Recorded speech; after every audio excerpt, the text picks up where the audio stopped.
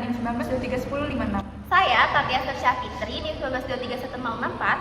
Hai, saya Nur Aziza dengan NIM 19231046. Annyeong, saya Wina Mutiara Pane dengan NIM 19231070.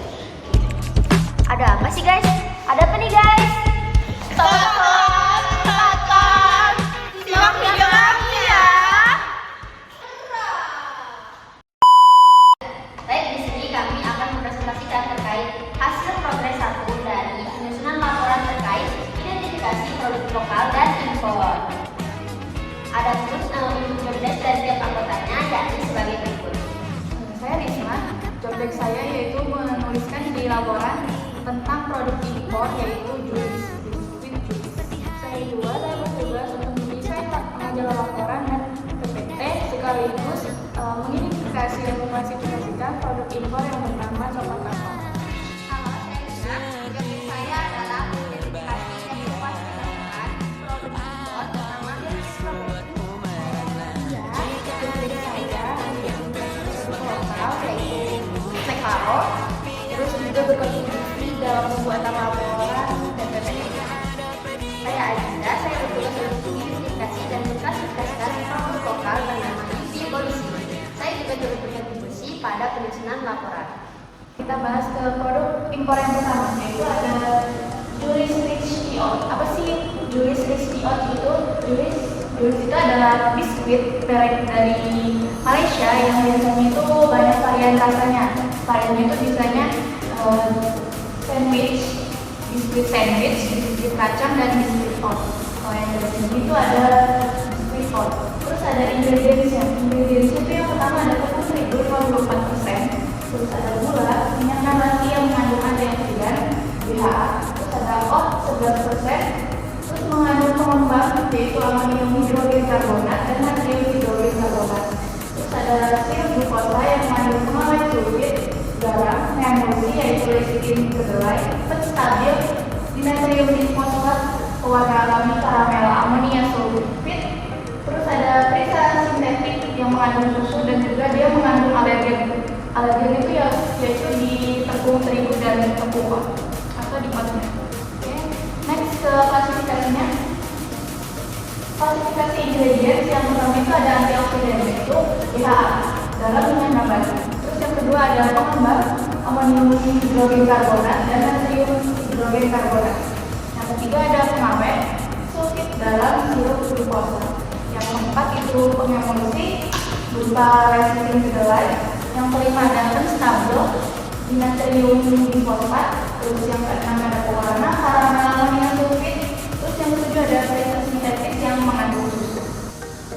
Selain klasifikasi dan ingredients yang ada di produk Julius Rich Oat ini, kami juga mencantumkan nomor izin edar atau NIE. NIE dari Julius yaitu 2356691695. Untuk produk yang kedua yaitu coklat waffle. Nah, coklat waffle ini adalah coklat impor yang berasal dari Turki yang biasanya coklat ini dijadikan oleh-oleh karena kemasannya yang elegan dan rasanya yang otentik. Untuk ingredients sendiri yaitu terdiri dari gula, laktobatik terhidrogenasi, kue bubuk demineralisasi, crispy beras sebesar 3,5%, kakao bubuk 3,5%, susu skim bubuk, pengumpul nabati yang terdiri dari lecitin kedelai, menggunakan digliserida asam lemak, ester poliglycerol, asam glycinoleat terinterifikasi, ekstrak bit, pengatur keasaman asam citrat, perisa sintetik yang berasal strawberry, vanila, susu, dan coklat, serta mengandung alergen yaitu pada kue bubuk, demineralisasi, dan susu skim bubuk. Untuk nomor ini dari sendiri 224105866660. Nah, untuk klasifikasi ingredientsnya ada pemanis yaitu terdiri dari gula, lemak dan pengemulsi terdiri dari lecitin kedelai, mono dan digliserida asam lemak, serta ester poliglycerol asam glycinoleat terinterifikasi. Nah, untuk peningkat teksturnya itu ada kue bubuk dan susu skim bubuk. Untuk mengatur keasaman asam citrat dan warna alaminya yang diekstrak dari buah bit. Untuk untuk perisanya ada stroberi, vanila, susu, coklat, dan kakao bubuk 35%. Oke, selanjutnya adalah produk impor ketiga yaitu Milky Strawberry. Milky Strawberry merupakan minuman karbonasi. Ini jenis minuman karbonasi yang sangat populer terutama di Korea Selatan.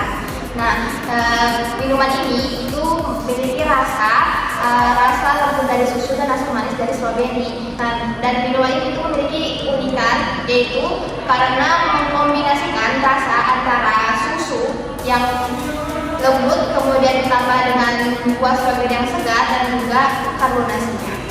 Nah, karena ini merupakan produk impor di Indonesia, Milky Strawberry sudah memiliki nomor izin edar dan BPOM yaitu sebagai berikut, yaitu ada 56650 dan 197 104. Kemudian untuk ingredientsnya sendiri itu terdiri dari air, gula yang mengandung sulfit, kemudian ada bahan pengkarbonasi karbon dioksida, kemudian ada susu skim bubuk, kemudian ada pengatur keasaman. Pengatur keasamannya ini merupakan pengatur keasaman jenis asam sitrat. Kemudian ada perisa sintetik stroberi, kemudian ada perisa sintetik yogurt, kemudian ada polisakarida kedelai, kemudian ada ekstrak buah stroberi dengan konsentrasi 0,05%. Dan di antara ingredients ini juga ada yang mengandung alergen, yaitu yang mengandung susu dan kedelai. Selanjutnya itu ada pengklasifikasian dari ingredients si Milky Strawberry. Yang pertama itu adalah bahan utama yaitu dari susu skim dan air. Kemudian ada gula sebagai pemanis, kemudian ada sulfit yang ada dalam gula sebagai pengawet, kemudian ada karbon dioksida sebagai bahan pengkarbonasinya, kemudian ada air sebagai pelarut tadi bersama bahan utama yaitu susu skim, kemudian ada pengatur keasaman jenis asam sitrat, kemudian ada perisa yaitu perisa sintetik stroberi dan perisa sintetik yogurt. Kemudian ada stabilisator atau pengental yaitu polisakarida kedelai, kemudian ada pewarna dan peningkat rasa alami yaitu ekstrak buah stroberi sebesar 0,05%. Oke, sekarang kita masuk ke produk lokal. Nah, ini tuh merupakan salah satu snack yang cukup terkenal di Indonesia. Siapa sih yang nggak tahu snack taro dengan temanya yaitu snack petualangan. Nah, di sini kami mengidentifikasikan cita rasa sirih. Nah, di mana di labelnya sendiri itu sudah tertera bahwa ada nomor izin edarnya, di mana karena dia merupakan produk lokal dengan kode MD diikuti dengan nomor 729 1014 3068. Nah, selanjutnya dari kemasannya pun kita telah mengidentifikasi apa aja sih kandungannya. Nah, itu ada tepung terigu, minyak nabati, tapioka, kalau udah sendiri dari rumput laut yang mengandung rumput laut sebesar 0,2%, lalu ada cocoa sama natrium utama, natrium inoxidat dan guanila, tadi juga protein nabati terhidrolisasi. Nah, lalu ada gula, garam, pengembang yang mengandung stabil dinatrium bifosfat, lalu ada pengembang natrium hidrogen karbonat dan juga pati jagung. Setelahnya itu ada mengandung, jadi di label ini sudah tertera bahwa mereka itu mengandung alergen terigu dan protein nabati yang terhidrolisasi. Next.